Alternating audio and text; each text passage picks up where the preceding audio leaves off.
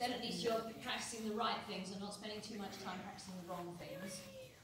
And right now with her, that could end up, not quite in a battle situation, but not a productive one. So, right thigh on. So I'm seeing your right knee coming on and away from the saddle in rhythm with the walk. Okay. Right foot back. Remember the band. You're going to go heel back and up, closing the angle behind your knee. Good, good, that's good. That's good, keep bearing down. On the principle, the bear down's got to be stronger than the hold on the rein. Okay, and as you're slowing down the walk, what's happening, look at me, is you're starting to get a big side-side sway here.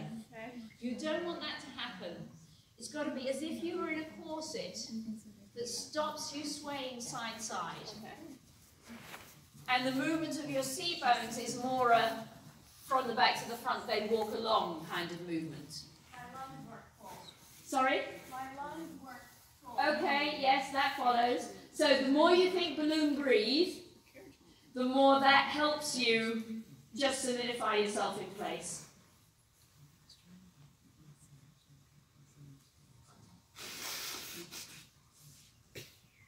Can you make a left bolt?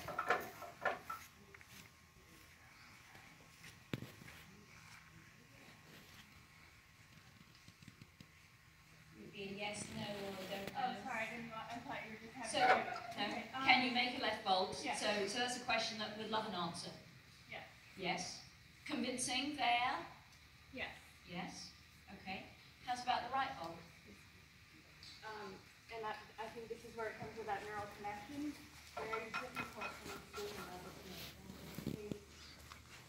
Right. Okay. So I've had a feeling it was going to be kind of spaghetti noodle, but it sounds even fainter than that. Yeah? It's like a ghost bolt. All right, I like that. A bolt and a ghost bolt. So, you know, it may be that my friend Jo can really help with this. Okay. But you shouldn't not try and get that visualization contact with that side. Now, you don't have to see it. It can be a see it or it can be a feel it. For me, all of these things are feel it, not see it. Some people do them as see it, some people do them as feel it. You know, however it gets to work is fine. But you are wanting to make something more than a ghost bolt. Yeah? And you may feel like you're dripping water on the rock without much response, and then it may change dramatically. And Jo can probably really speed that up for you. Okay? How's about if we come back to the idea of the bone sandwich on each side? So the left side, I think, would be a dark rye bread sandwich and feel like it's pretty solid. Yes? And the right, you ended up saying, I think it's cotton candy, it's not even cotton wool bread. Yeah, well, you know, the outside feels strong. Right. That I can feel strong. Yes. The inside is So it's, yes, so it's like you've got to build the inside of the sandwich bread. So you've got to build the inside of the sandwich to keep the bone in place. And within that, slightly further in than that, is the bolt. Okay? Now the bad news on this difference is, on the left where you've got the dark rye bread sandwich, what that really means is that your body can transmit force from the back to the front in that left side of your pelvis. Okay? What this means with the ghost bolt and the cotton candy on the right is you don't have the strength to transmit force. Right? So then what happens is you're not encouraging force from the right hind leg along the right long back muscle up the right side of the crest. And I know that because my horses, I can feel that their right side is affected by it. Yes, yes, it would be. So It could not be. concentrate so much more. I don't work the right more, I work them both equally, but I have to concentrate more to Right. try not And I think you actually have to really try and work the right more. You have to try and find some ways, visualization-wise, off horse, driving your car, to think the right into existing. Yes. Okay. So we'll do one more trot right before we trot left. Now, can you start right foot back? Close the ankle behind your knee. You're really attempting to think of landing up the slope of the saddle towards the pommel. Right? So it's both up the slope of the saddle in front of the dip in her back where she would make a hollow, And also up the slope of the saddle as if your bum can get to be ahead of your foot. Walk wee mile is loads better. Okay, right thigh on, steady, as if you're going to walk.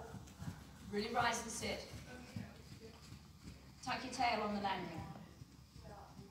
Okay, walk and start again. Alright, so tuck your tail. So the landings didn't quite happen. Where earlier I congratulated you on your better landings, that time it's like you didn't hit the first landing and then you didn't hit the second, hit the third. Yeah? So can you really start going tail under you? You know, you could think of it almost like, if you thought of an old-fashioned man's shirt with a long shirt tail, and the shirt tail came between your legs, and you could pull on the shirt tail to pull your butt forward. And you're still pulling on the shirt tail as you land to pull your butt forward. Be short, bear down. So you're getting squiggled and moved by her right now. And I feel like my muscles are just getting weaker. Yes. Maybe we should change to the left rein. Let's stack the odds in your favour and change rein. Also, as you're going here, you're getting taller. Can you go shrink down, ribs down, balloon breathe, breathe down, foot light, knee up out in front of you. And I noticed too, the more I concentrated on the pull, I started pushing on my feet. Yeah, wrong response. So you need to absolutely, when you're playing around with counter, breathe yourself even more. And make it all go as if you're going to hold, don't hold. Good. So that got the walk. And a load of snorting, which is interesting. So that normally means she's breathing into places she doesn't normally breathe. Good for you. Okay? And whenever it feels viable to take trot, you're seeing if you can get the first thrust and the first landing. Pulling on the shirt tail might be a really good way to think of it. Better landing. Tuck your tail. Pull on the tail on the up. Pull on the tail on the down. Foot light, thighs on. Feel like you're gripping. Feet light, weight in your thigh. Stay creased, pull your tailbone forward. Okay, should we do one more trot and hit you down the other end? Sure. Yeah, so just doing one.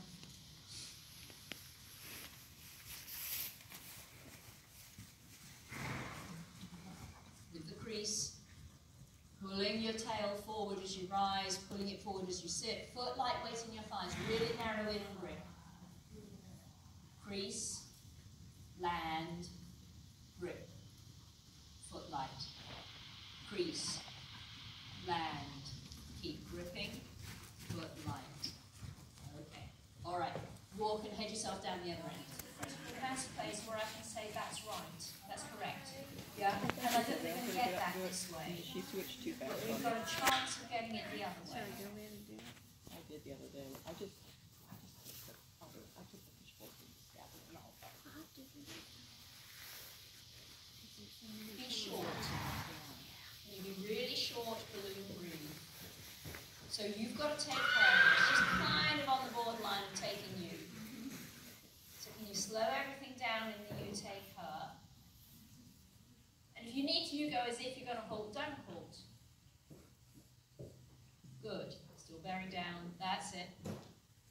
Okay? So somewhere probably after you've come across the open side and found your way to the other side, at some point here you get to take trot.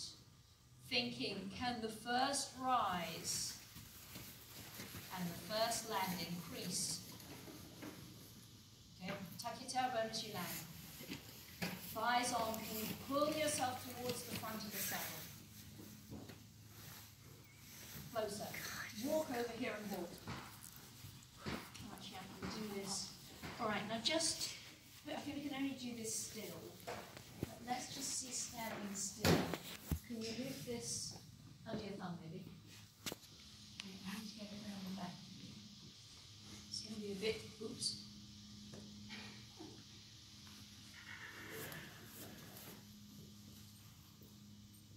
Some pull on this. Okay. Move it under this one. Now just sit like that for a minute and feel the pull on your own butt. Now, on my website, it's something called the rider's belt. Okay. And I think it would really help you to have one. It basically goes around you at that level. Okay. And it has an overstrap you can pull on. And it will give you a way of at least accessing your right side a bit more. So I'm not going to have you trot with this because I think it's just not safe to have it round you and all the rest of it with the level of speeding off that she's got. But you're trying to keep it as if you're pulling on your bum this way. So if you pulled on that, it would start the rise. Let your hands go forward a bit. So it would pull on you in the rise and also pull on you in the sit. Okay, that's probably enough. So, you know, if you want to unhook here, that's it. Right? So you're trying to get that what you're doing is pulling yourself up from your back and controlling the down from your back. Can you just show me what you see me doing or what you think the visual? So you would go up and hollow and come down here. Okay, it's like sticking my butt You're out. sticking your butt out. Okay. Right? Okay. So tuck your tail was helpful when I said that. Yes, absolutely. Yes? Yeah. And so you hollow on the up and then you hollow more on the down and your bum's going backwards. Okay. And progressively your feet go forwards, your bum goes backwards, and then before you know it, you end up pulling and G-steaming off. So let's walk on again. So at least when you're home, she'll be more rideable. Yeah, much more. You usually breathe at the beginning, not the end. Okay. So here, think of having that strap around you and pulling on it. And can you take out the left-right sway? So you're trying to balloon breathe yourself into as if you were in a corset, held really firm. Good, good, good. Okay, at some point here when you take trot, can you keep tucking your tail kind of going, really trying to land up the front of the saddle with your butt ahead of your feet and thighs on. I haven't got your thighs firmly enough on yet.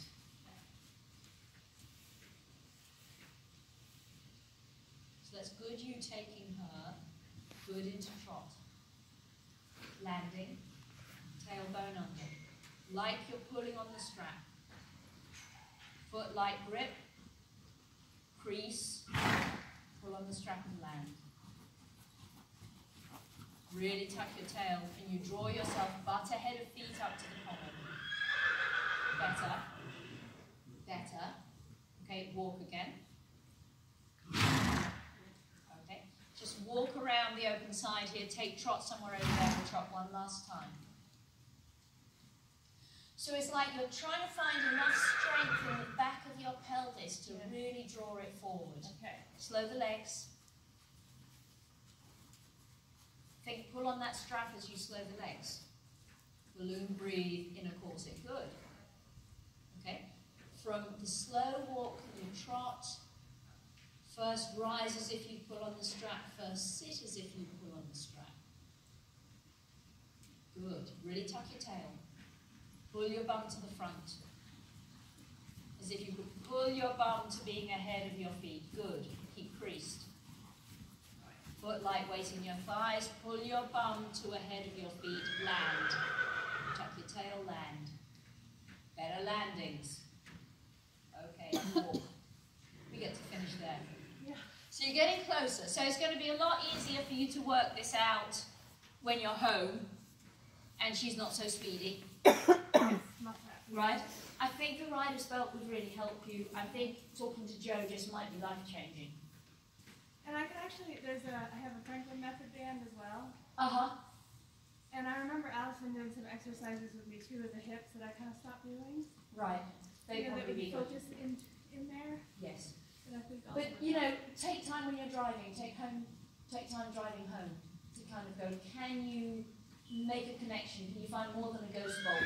Can you find more than cotton candy bread? Yes. You know? For sure. And actually that last little bit, I realized it's like really my pelvic floor is actually what feels like it's weak. Yeah.